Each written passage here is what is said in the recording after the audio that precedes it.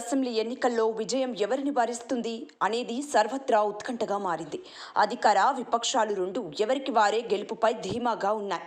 ముఖ్యంగా CM YCP అధినేత జగన్ ఎన్నికల తరువాత ఐపాక్ టీంతో సమావేశమయ్యారు.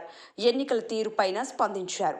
2019లో సాధించిన 151 అసెంబ్లీ, 22 ఎంపీ స్థానాల కంటే ఎక్కువ సీట్లు గెలుస్తామని విశ్వాసం వ్యక్తం చేశారు.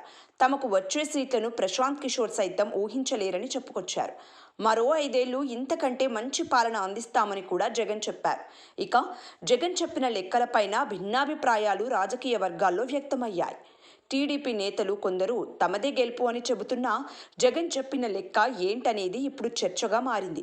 అయితే వైసీపీ ముఖ్య నేతలు మాత్రం జగన్ ఈ ప్రకటన ఆషామాషిగా చేయలేదని చెబుతున్నారు. పోలింగ్కు ముందే ఎగ్జిట్ పోల్, ఓటింగ్ సరళి, ఓటర్ల పల్స్ తెలుసుకునేందుకు జగన్ పూర్తిగా నేతలను సిద్ధం చేశారు. వైసీపీకి రాజకీయంగా సహకారం అందిస్తున్న ఐపాక్, అలాగే సొంత మీడియా సంస్థ, నిఘా వ్యవస్థతో పాటుగా మరికొన్ని సర్వే సంస్థలను రంగంలోకి దించారు. మొత్తం 175 అసెంబ్లీ నియోజకవర్గాల్లోనూ సిబ్బందిని మోహరించారు. ప్రతి కేటగిరీలో ఓటరు నాడి తెలుసుకునేందుకు ఈ సిబ్బంది ప్రయత్నించారు. ఇందుకోసం ప్రత్యేకంగా ఒక యాప్ని కూడా వినియోగించారు. ఆ యాప్ ద్వారా ఓటరు తమ అభిప్రాయం వెల్లడించేలా సర్వే నిర్వహించారు. ఈ మొత్తం నివేదికలు సీఎం క్యాంప్ కార్యాలయానికి చేరుకున్నాయి. ఇక జగన్ ఐపాక్తో సహా అన్ని సంస్థల ముఖ్యులతో సమావేశమయ్యారు. ప్రతి పోలింగ్ బూత్ నుంచి నియోజకవర్గాల వారీగా వచ్చిన పోలింగ్ సరళిని, అలాగే అన్ని సంస్థల నివేదికలను పరిగణలోకి తీసుకొని లెక్కలు వేశారు. తాను ఆశించిన వర్గాల నుంచి సపోర్టు దక్కిందనే నిర్ధారణకు వచ్చారు. గెలిచే స్థానాలపైన ఒక అంచనా కనిపించింది.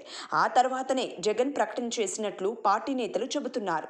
అయితే పోలింగ్ ప్రక్రియ, కూటమి ఇచ్చిన పోటీ చూసిన వైసీపీ నేతలు జగన్ చెప్పినట్లుగా గెలవటం సాధ్యమా అనే సందిగ్ధంలో కనిపిస్తున్నారు. అయితే జగన్ ప్రచారం లేదా హైప్ కోసం ఇలాంటి ప్రకటనలు చేయరనేది మరో వాదన. మరి జగన్ లెక్కలు నిజమయ్యి మరోసారి అఖండ విజయం అందుకుంటారా లేదా అనేది వేచి చూడాలి. సబ్స్క్రైబ్ చేయండి. Please do subscribe to. Please like, share and subscribe to top Telugu TV. Top Telugu TV. Top Telugu TV.